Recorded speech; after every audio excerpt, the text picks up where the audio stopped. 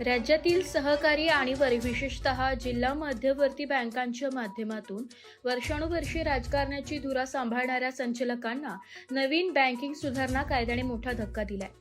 केंद्र सरकारने लागू केलेल्या बँकिंग कायदा दुरुस्ती 2025 नुसार आता कोणत्याही सहकारी बँकेवर एका संचालकांना जास्तीत जास्त 10 वर्षेच काम करता येणार आहे. या कायद्याची सर्वात कळीची बाब म्हणजे याची अंमलबजावणी पूर्वलक्षी प्रभावाने होणार असल्याने ज्या संचालकांनी आजवर सलग 10 वर्षे पूर्ण केली आहे त्यांना आगामी निवडणुकीत उभे राहता येणार नाही. या निर्णयामुळे राज्यातील सहकार क्षेत्रातील अनेक प्रस्थापित नेत्यांना सत्तेतून बाहेर जावे लागणार असून जिल्हा बँकेच्या राजकारणात मोठी उलथापालट होऊ शकते.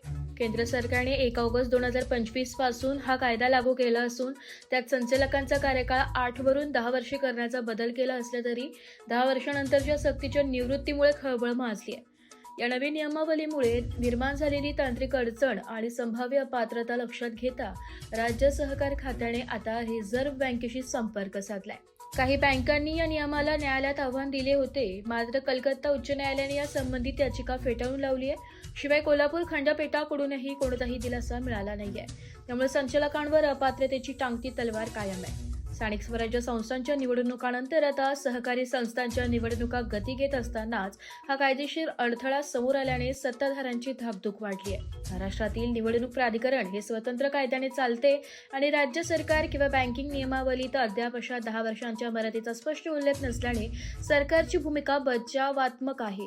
या तांत्रिक पेचामुळे 10 वर्षे पूर्ण केलेल्या संचालकांना कोणत्या नियमांचे अपात्र ठरवायचे याबाबत सहकार विभागाने आरबीआयकडून मार्गदर्शन मागविले, मात्र अद्याप कोणताही दिलासा न मिळाल्याने प्रस्थापित नेत्यांवर अपात्रतेची टांगती तलवार कायम आहे.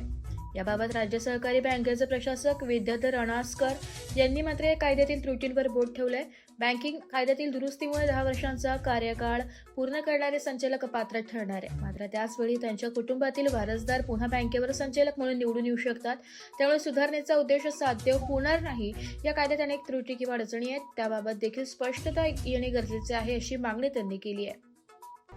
वृत्तसंकलन विभाग, एस मराठी न्यूज, नाशिक.